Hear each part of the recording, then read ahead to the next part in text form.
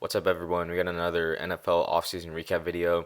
Today, we're going to be looking at the Dallas Cowboys, how their season went last year, what they've done so far in free agency, and what they should be looking for in the draft. Well, where to begin? Well, the Dallas Cowboys had high hopes of winning a Super Bowl, as they returned most of the team that they had during their 2018 playoff run, as well as some veterans such as center Travis Frederick, who came back from Guillain-Barré syndrome, as well as getting back tight end Jason Witten from broadcasting. But it was a typical disappointing Cowboy season, which was scarred by injuries, head coaching rumors, and inability to win big games.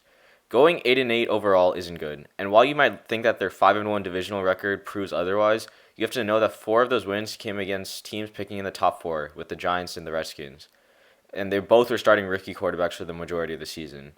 The Cowboys failed to win against teams with a winning percentage, such as the Patriots, Saints, Bills, Eagles, Packers, Vikings, and Bears, while also losing to the lowly Jets. However, they still finished with the second best offensive DVOA. And in case you don't know what DVOA is, it is a statistic used by Football Outsiders that calculates the true performance of an offense or a defense based on variables like yards per play given up and average yards per down. Now, quarterback Dak Prescott had a solid year in Kellen Moore's offense, but oftentimes the Cowboys threw the ball too much and didn't give it to running back Ezekiel Elliott enough. Losing to the Eagles in Week 16, who had Greg Ward as their number one receiver, was an utter embarrassment for Cowboys fans as they only put up 9 points. Their defense was okay, but it could have been better as they finished 19th in defensive DVOA. They lost star linebacker Leighton Vander Esch to a neck injury midway through the season, and free agent pickup Robert Quinn had a great contract year, but DeMarcus Lawrence, fresh off a hefty paycheck, couldn't reproduce his career season from before. The secondary was decent, led by Byron Jones, but it was still susceptible to big plays and chunk yardage plays.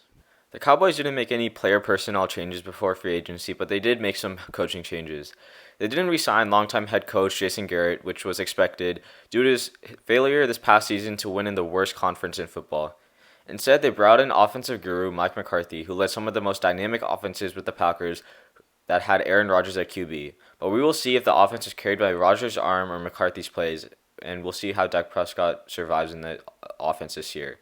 Now, another underrated move they made was bringing John Farrell to the staff from the Rams. The Rams have constantly held the throne of having the best special teams, and Farrell is to be given credit for that.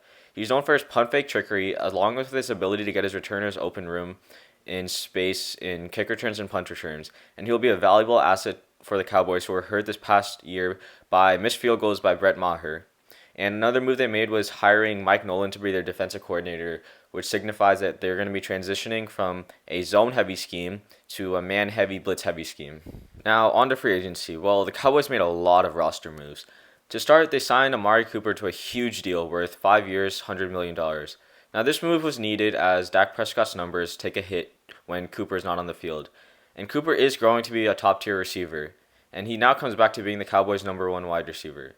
Now, the Cowboys couldn't find a long-term deal with Dak Prescott, so they had to use the franchise tag on him. And in my opinion, this is a good deal because we, as NFL fans, still have to see if Dak is worth the $40 million he's reportedly asking for.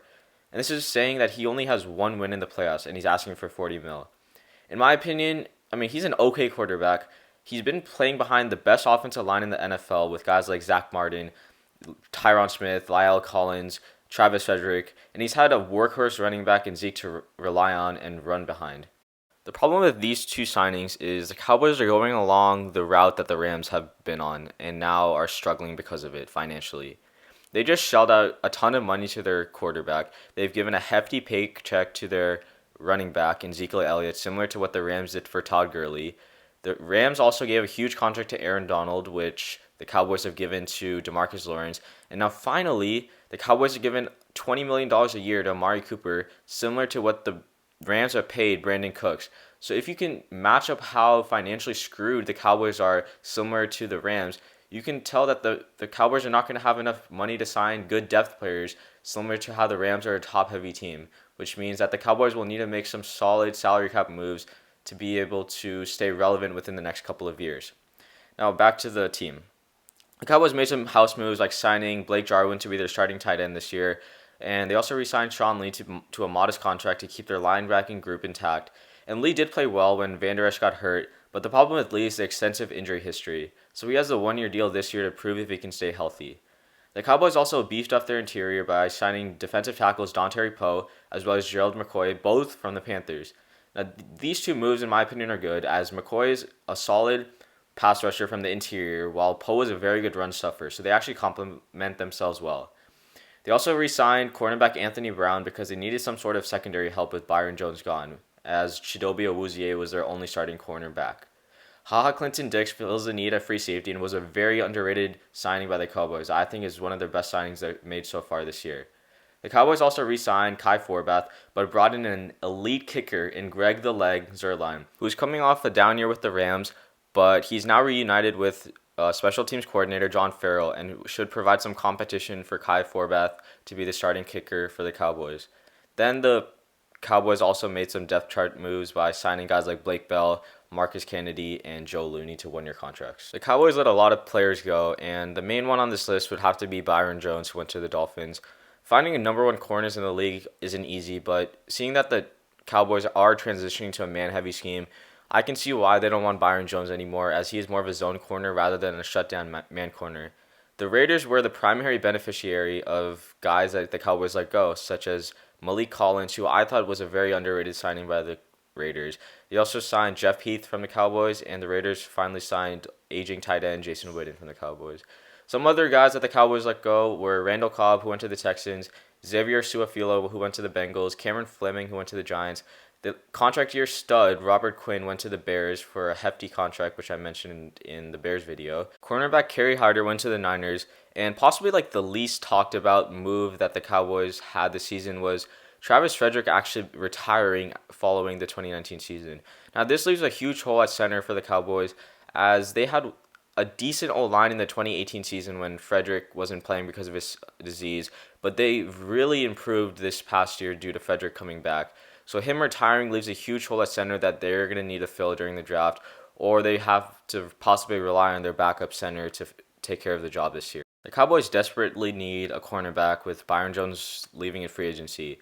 So the best options they can get at pick 17 in the first round are Christian Fulton, Trayvon Diggs, and CJ Henderson, with Jeffrey Okudah likely to be off the board. Now, new defensive coordinator Mike Nolan, as I already mentioned, is known for being a guy that plays a lot of man and blitzes. So CJ Henderson and Trayvon Diggs are the main corners who would fit better in the Cowboys' new scheme, rather than Christian Fulton, who's more of a zone corner and makes plays on the ball better. The Cowboys could also look to draft a strong safety in the first round, as Haha Clinton Dix will be at the free safety spot. And they could draft guys like Xavier McKinney from Alabama or Grant Delpit from LSU, who will likely be available at 17. So either go corner or safety, but they need secondary help for sure. Finally, they should look to beef up their wide receiving group, as they have no third receiver behind Cooper and Gallup with Cobb gone, or they could go get some D-line help, whether it be getting some inside presence, as McCoy and Dontari Poe are veterans, so they could use some youth infusion up front, or they could get another edge rusher to put opposite of DeMarcus Lawrence to try to take some of the pressure off of him. That is all for this NFL offseason recap video. Don't forget to like, comment what you think the Cowboys record is going to be in 2020 and who you think they're going to take in the draft, and subscribe.